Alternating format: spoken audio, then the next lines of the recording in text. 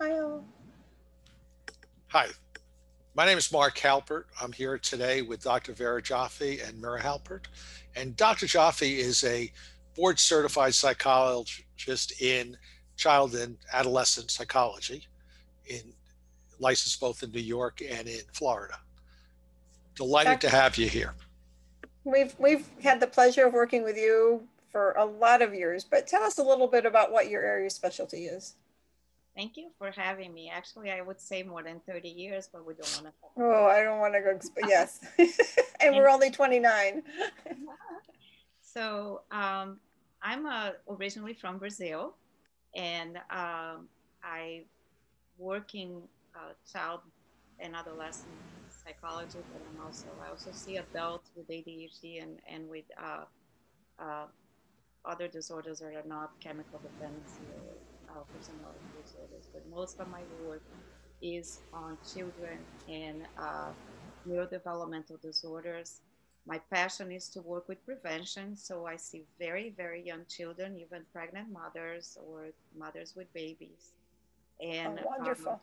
yes, and the area that I work with is mostly neurodevelopmental disorders. So we're talking about ADHD, we're talking about selective mutism, talking about anxiety disorders, learning disabilities, Tourette syndrome, autism spectrum disorders, and others.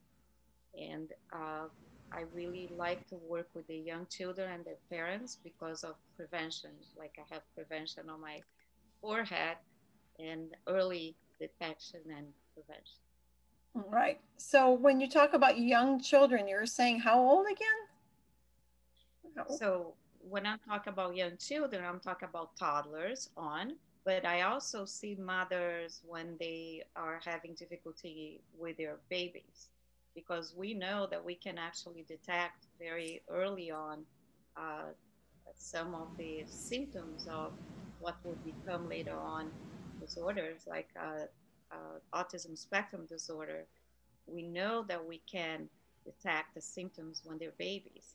And as a Right. matter of fact, the American Academy of Pediatrics recommends pediatricians to screen at least 3 times before the 2-year-old visit, but we don't know if this happens that consistently. So sometimes parents know that there is something wrong with their baby or child, but they don't have enough time or enough comfort to talk to the pediatricians about this. So that's when, if they decide to refer themselves, if the pediatrician refers them to services, is when I see the mothers and the fathers with their babies or the parents. That's so very important to understand because I think parents are so overwhelmed in regular times that they just don't know my child is, is this, I don't know what we're going to call this normal, but my child is having a meltdown with behaviors and they're 2 years old. What do I do? And Well, it's wonderful to know that they can contact you to be able to do that.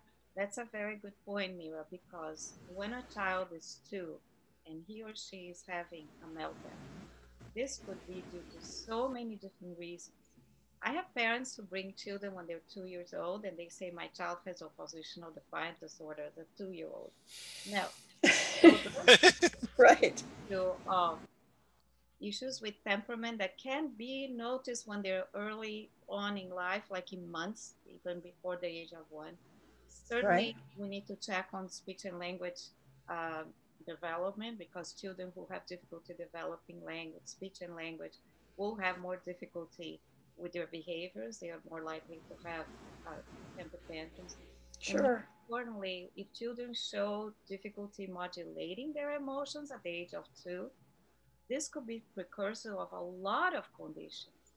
I just was at the on a conference for ADHD recently, and this symptom could be precursor of ADHD, could be precursor of later on bipolar disorder, could be Tourette syndrome, could be anxiety disorder, many different ones. But we're not going to put labels on it. We just know that if a child is having this problem, then we need to address it right away. And I don't do the therapy with the parent with the children when they are so young. I coach the parents. The therapy that we use is called parent-child interaction therapy, which I coach the parents who then become the therapist because they are with the child every day. And it doesn't work to have therapy with a therapist at a therapist's office once a week for a child No, so young. not So, when you're with a child all day long, right? No. And I think what's really important, and it's so interesting that you talk about this under an ADHD, I think that there's so much misinformation or not enough information about what that means. Because I think we work in the educational area with kids a little bit older than that, but it would really, but I'm a developmentalist at heart. So doing all these developmental things about movement and so forth. But I think everybody thinks that ADHD is my kid is just wild all of the time. They don't really understand the implications and how those kinds of behaviors are important to look at as toddlers. and definitely ADHD can be diagnosed in toddlers, and the appropriate treatments, which are done through the family, can be done during this time, and it prevents them from developing other difficulties that they could develop if they didn't get the appropriate treatment for that. So, And you're probably also very well positioned to help somebody who's the parents who were raised outside this country oh, to navigate the system. so that's a very good question. Thank you for asking that question, Mark. Uh, the fact that I was an immigrant who came here to study, and I'm an immigrant parent who raised children here, I didn't even know what a prom was. But that's not what you're talking about. I think that I have done consultations for families who come from Brazil and other countries when they come here. A lot of families came from Brazil over the last many years, and they come and they may rent a house or purchase a home before knowing what their children's needs are for educational reasons. And some of them had to, after purchasing a home, had to move to another area because of not having availability of services in that specific school zone, which shouldn't be the case. In this country, we should have services everywhere. But nevertheless, they don't understand the school system. They don't understand what the educational opportunities their children have, and all the ADA laws and children with developmental delays or with learning disabilities, what type of support they can receive. So Right. that part I'm really happy to help them with and to understand um, how they can really make the decisions based on their children's schooling and all that. Really important to get that kind of help as early as possible. Now, you've also written a book or books. Oh, I wrote a book on adult ADHD many years ago. I have a book on children's ADHD, very similar one, but it hasn't been published. But that was when adults were recognized and treated for ADHD after Russ Barkley came out with his book on adult ADHD and the therapy uh, in his book. And I wrote for people with ADHD to understand where the impairments are because taking a scale and being diagnosed is not enough. We have to work with the impairments. So that was a fun project and I really enjoy doing and it's very a good area to work with. And more recently, I wrote books on for children. One is the one that used to be Asperger's syndrome, which is being now updated to autism spectrum disorder. Is a book that a child takes to school to or to family members to understand what the high functioning autism is. And the other one is a more recent one is the one that, about the child going to the dentist. For a lot of children with anxiety disorders, this is a bulk of my area of expertise and treatment. They are really afraid to go to the dentist. Yes. So instead of writing a book about children being afraid of going to the dentist, I wrote a book that serves as an exposure exercise for very young children and their parents to get ready to go to the dentist for the first time. So that's going to the dentist. And the third one, and I think the most important one in terms of disseminating all the information is on selective mutism. I've been working in this area for over 20 some years. It's a very new area. And when I first started working on it, people didn't know about it, and I didn't know enough about it. But because I'm a nerd, I studied a lot and became a member of the board.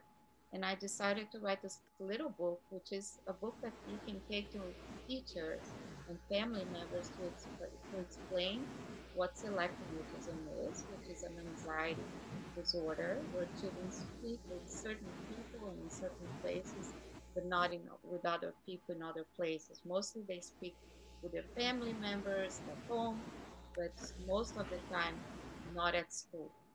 I And think I'd like to have a whole conversation with you about yeah, select mutism and how parents, yeah, what to look out for at what age and what to do. And I think that that would be a wonderful gift for so many people, including myself. I'd like to learn much more about it.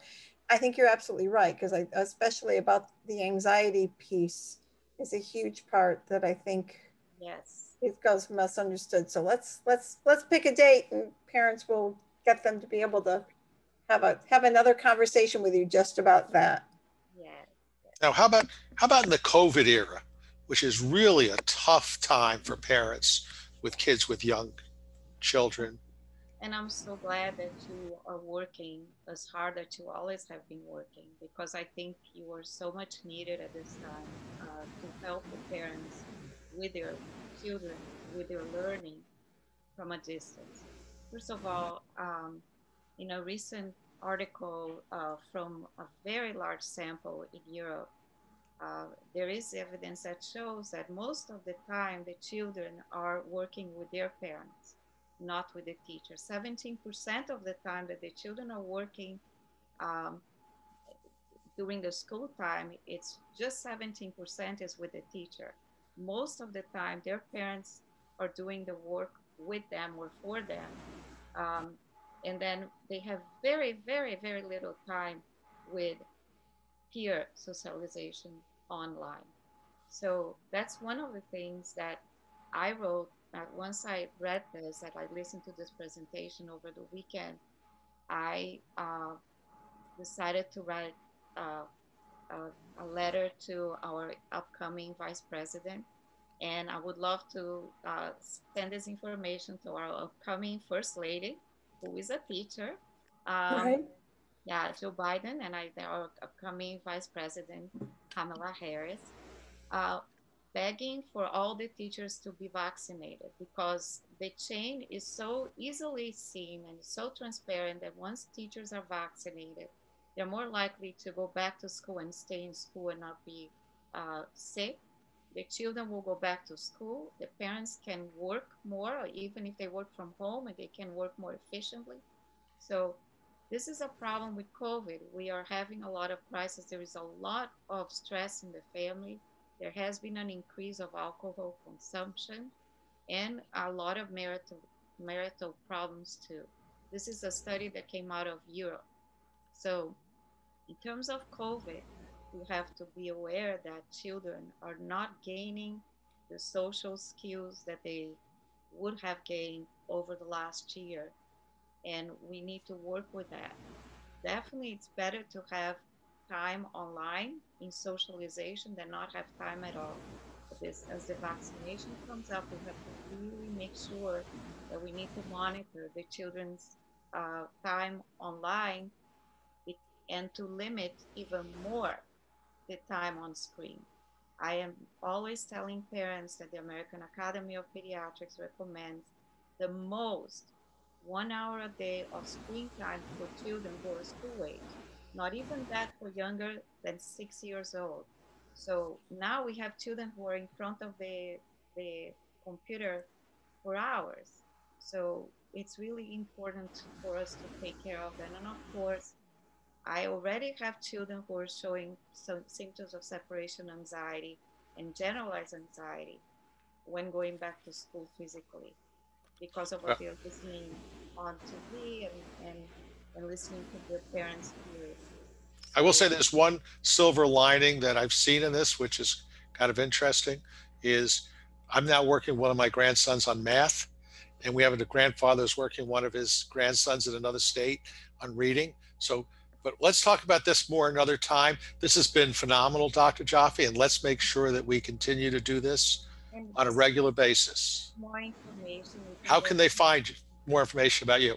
to veradoctor.com. See my name there. And all the books are on Amazon, including in Portuguese, Chinese, and one of them is in Spanish. So looking forward. Wonderful. Thank you so much for having me. It's a pleasure. Bye-bye. Bye.